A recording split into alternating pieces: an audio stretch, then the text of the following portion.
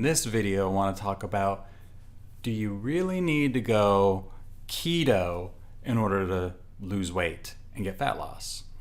Well, the answer, of course, is no. You don't have to do a keto diet if your goal is to simply lose some weight. Now, realize there is a little bit of a difference between losing weight and actually having fat loss, right? So you can possibly gain weight or stay at the same weight, but the inches around your waist might go down. So that's because you're having fat loss, but some of your muscles might be strengthening, getting a little more dense and everything. So, muscle weighs a little bit more than fat does. So that's how that kind of works. But okay, so like a keto diet, here's the thing. The difference between like a keto diet and a low carb diet. So a keto diet is really kind of like that really extreme low carb diet where just a simple low carb diet can have, an Atkins diet is a low carb diet. There's other kinds of low carb diets, but a keto diet, let's just talk about what it originally was designed for. So it was originally designed back in the early 1900s, like 1923, I believe it was, for treating neurological conditions like epilepsy. Wasn't really designed for weight loss. Now, the macros kind of were a little bit different back then. It was very heavy on fat and extremely limited on protein and carbs. And you fast forward to today, the keto macros have changed a little bit. You can have a little bit more protein. And then if you do like a low carb diet, you can have even more protein than carbs. The carbs still will stay low. But there's a thing called carb tolerance, okay? So carb tolerance basically says that for what I do, for my activity level and everything, I might find that I can eat, let's say, 80 grams of carbohydrates a day. And we can talk even net carbs, so you can have more kinds of foods. So 80 grams net carbs a day, and all of a sudden I'm gonna start losing weight from what I was before. Before I was eating fast food, I was eating like 250, 300 grams of carbohydrates a day, processed foods and stuff. And now I decide I want to go low carb and eat whole foods. So I eat whole foods. I don't go to fast food restaurants anymore. I'm not eating breads and pastas and a bunch of processed stuff. And I'm keeping my carb limit to, let's say, around 80 grams a day. Then I might start losing weight and get down to a weight that I really like and enjoy and I can live with. I could also try doing a keto diet where I do like, let's say, 20 grams of carbs a day, net carbs a day, 20 net grams carbs a day, and I can still lose weight because I've got that calorie deficit. I've changed my life, I've changed my health, and maybe on neither one of those did I start any new exercise routines, but I still lose weight. The way I kind of see like a keto diet when it comes to wanting to maybe lose weight is kind of like the thing with like if you have a gut infection or bad bacteria or something, you have two options really. Just off the top of my head, there's two basic options. One, you can try to treat it naturally through nutrition and lifestyle changes, or you could take some antibiotics and just kind of nuke everything and start over. One is extreme, one is not so extreme. And when it comes to just like some fat loss, the keto diet, it could be a little bit of that extreme model.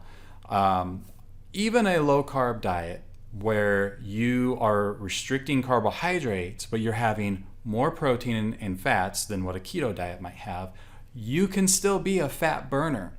You will burn fatty acids, okay? So you can still be a fat burner, and that will help with insulin resistance, glucose levels, and all those sorts of things. So the carb tolerances will be a little bit different too, depending on the amount of exercise that you do. So you might find that in order for you to lose weight and maintain kind of a healthy body weight that you want, you need to be eating, let's say, 40 grams of carbs a day.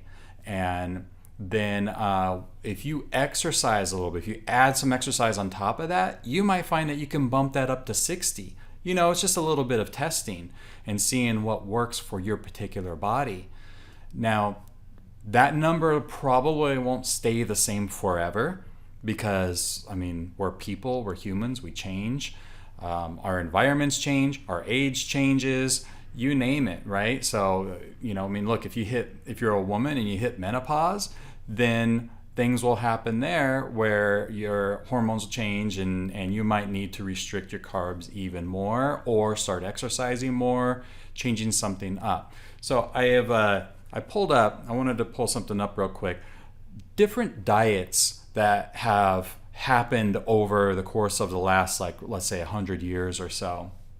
I mean, there's the Atkins diet, South Beach diet, there's the paleo diet, there's the zone diet, the Whole30, keto diet, the vegan diet, carnivore diet now, and lately now I've been hearing about the collagen diet, right?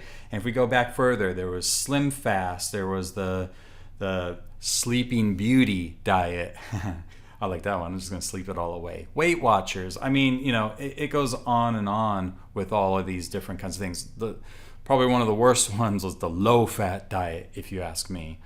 But there's all these different diets, and people lost weight on those things. On a lot of those things, they lost weight. I mean, it is possible to lose weight on a low-fat diet. Of course it is. The question is, what's going on the inside? Are you really helping your health on the inside with some of these different kinds of diets and stuff? Ultimately, if you want to be a much healthier person, then you really got to look at inflammation. Lowering inflammation. Now that's beyond the scope of this particular video, but the inflammation is kind of a root cause of most everything that's out there. I mean, depression, cancer, heart disease, you name it. You want to lower inflammation. Now, if you want nice steady glucose levels, okay, a keto diet will do that for you. So will a low carb diet, which has more protein in it and has fats in it. Like an Atkins diet can help with that as well, right? So anyways, when it comes to fat loss, I just wanted to mention out there that sometimes you don't have to go full keto. Sometimes when you go real hard at something like that, like keto, which is a very restrictive diet, and especially if you jump right in, you can stress your body the you-know-what out, okay? Some people get rashes. Some people lose hair. Now, that's not just a keto diet. I'm not trying to look down on a keto diet. I think it's great. I go in and out of ketosis myself. But people who go on any kind of like a major shift diet, it could be vegan, it could be just stopping to eat meat altogether, but not necessarily go vegan route, and they've lost hair, they've gotten rashes. So it's not just a keto kind of thing. But point is that you might not need to go quite so hard at it if that's what it is that you're looking to do.